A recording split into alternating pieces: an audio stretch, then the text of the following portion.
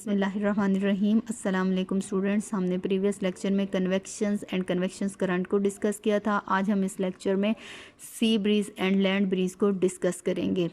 तो हमारे पास क्या होता है लैंड ब्रीज़ और क्या होता है सी ब्रीज़, इसको हम देख लेते हैं सबसे पहले एक डायग्राम के थ्रू। तो स्टूडेंट्स, जो ये हमारे पास क्या है, ये हमारे पास लैंड है और ये हमारे पास सी है।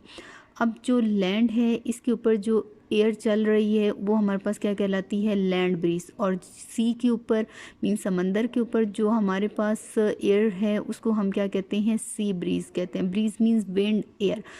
अब स्टूडेंट्स, जो हमारे पास लैंड है, लैंड के ऊपर सॉइल पार्टिकल्स होते हैं, सॉइल पार्टिकल्स होते हैं और सॉइल पार्टिकल जो होते हैं उनकी स्पेसिफिक हीट कैपेसिटी बहुत कम होती है। मींस कि उसकी स्पेसिफिक हीट 810 जूल पर केजी पर केल्विन है।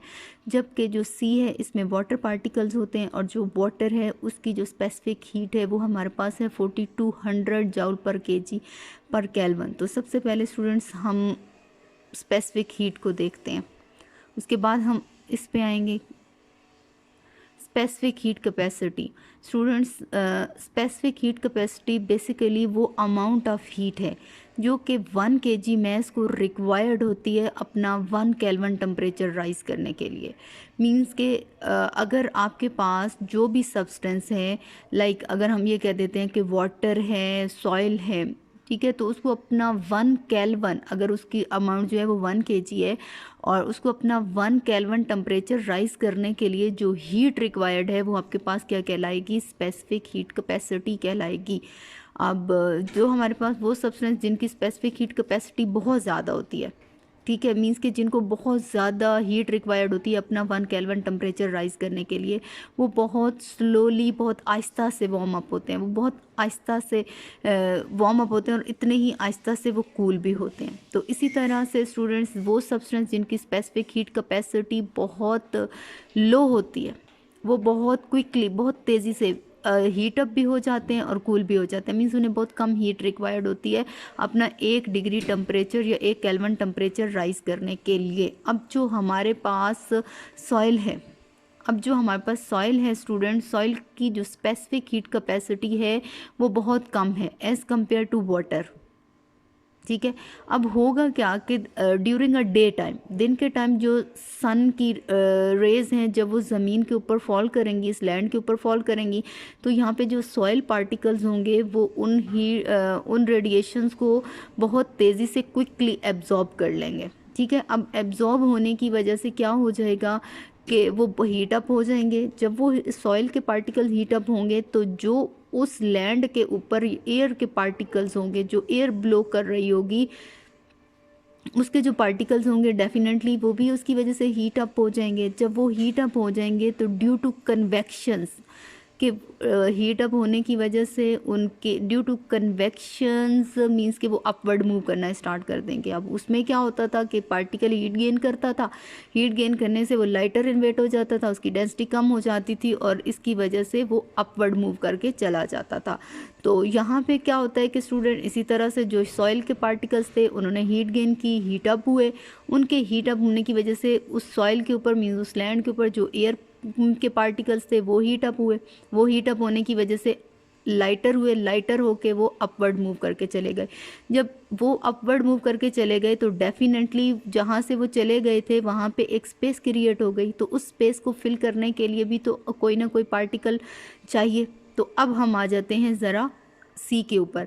तो जो हमारे पास सी है, सी के ऊपर भी क्या है जी, यहाँ पे एयर ब्लो कर रही है, मीन्स के यहाँ पे भी ब्रीज है, यहाँ पे भी एयर जो है, एयर के पार्टिकल्स मौजूद हैं, लेकिन जो हमारे पास यहाँ पे वाटर के पार्टिकल्स हैं वो इतनी तेज़ी से हीट एब्जॉर्ब नहीं कर पाते जितनी तेज़ी से सॉइल के पार्टिकल ने हीट एब्जॉर्ब कर ली थी, क्योंकि इनको हीट अप होने के लिए बहुत ज़्यादा अमाउंट ऑफ हीट रिक्वायर्ड होती है। अपना 1 केजी मैस को 1 केल्विन टेम्परेचर राइज करने के लिए बहुत अमाउंट ऑफ हीट रिक्वायर्ड है, और जो कि वो हमारे पास 4200 जूल पर केजी पर केल्विन है, ठीक है। तो उसको बहुत ज़्यादा हीट रिक्वायर्ड होती है, इसलिए वाटर के जो पार्टिकल हैं वो इतनी तेज़ी से हीट गेन नहीं कर सकते, मतलब इतनी तेज़ी से वो हीट अप नहीं हो सकते। जब वो इतनी तेज़ी से ड्यूरिंग अ डे टाइम इतनी तेज़ी से हीट अप नहीं हो पाएंगे तो फिर वाटर के ऊपर मीन्स सी के ऊपर जो एयर होगी उसके पार्टिकल्स भी तो हीट गेन नहीं कर पाएंगे, वो कोल्ड पार्टिकल्स होंगे।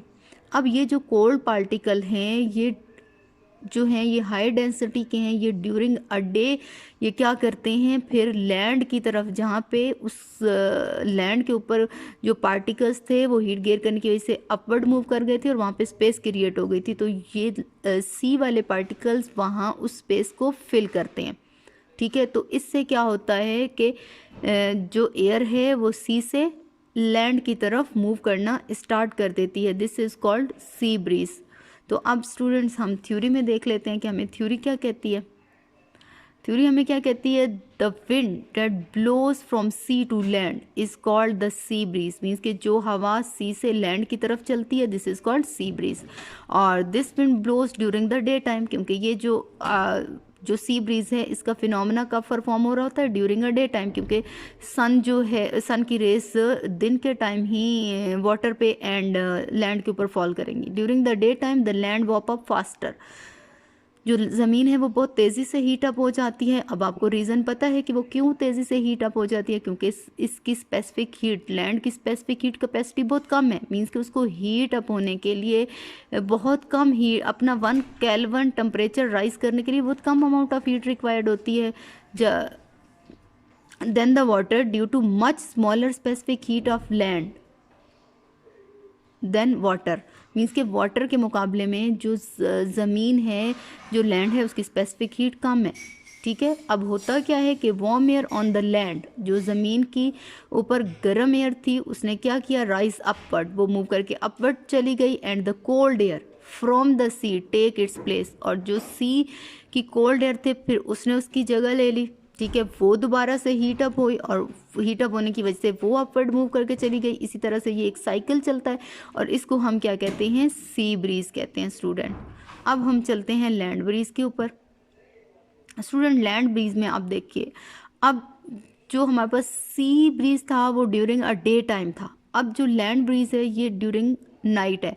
अब नाइट में क्या होता है स्टूडेंट्स कि जो लैंड है ना, इसके ऊपर जो सॉइल पार्टिकल्स थे वो जितनी फास्टली, जितनी तेज़ी से हीट को एब्जॉर्ब करते हैं, ठीक है, वो इतने ही फास्टली, इतने ही तेज़ी से जो है वो हीट रेडिएट भी कर देते हैं। मीन्स के हीट को इमिट कर देते हैं अपने अंदर से।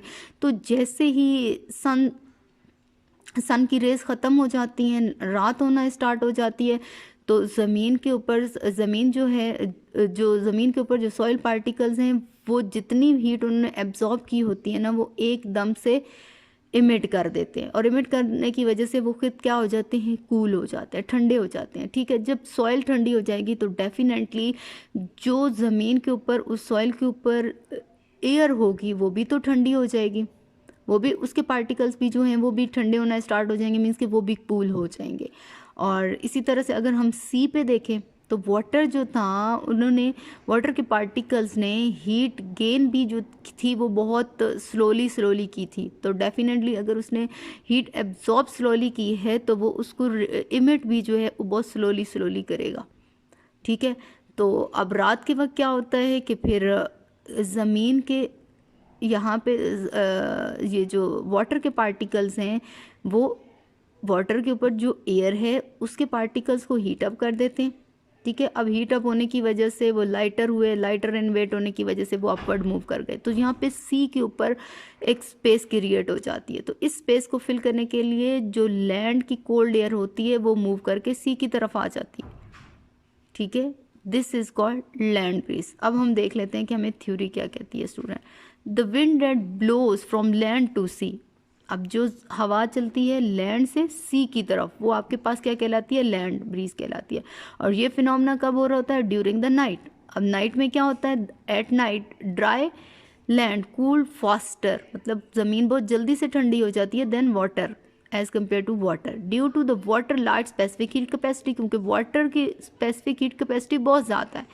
मीन्स कि उसे अपना 1 केल्विन टेम्परेचर राइज करने के लिए बहुत ज़्यादा अमाउंट ऑफ हीट रिक्वायर्ड है, ठीक है। तो जितनी स्लोली उसने वो हीट एब्जॉर्ब की थी, अब इतनी ही स्लोली वो क्या कर रहा है, उस हीट को इमिट भी कर रहा है, ठीक है। अब specific heat capacity of water is 4200 joule पर केजी पर kelvin and that of the dry soil is about 810 joule पर केजी पर केल्विन। दोनों में देखिए कितना ज़्यादा डिफरेंस है। अब होता क्या है कि the hot air cold the sea rise up and cold air from hot air over the sea rise up means कि जो समंदर के ऊपर एयर है वो क्या हो जाती है, हॉट हो जाती है, हीट अप हो जाती है, और हीट अप होने की वजह से वो अपवर्ड मूव करती है।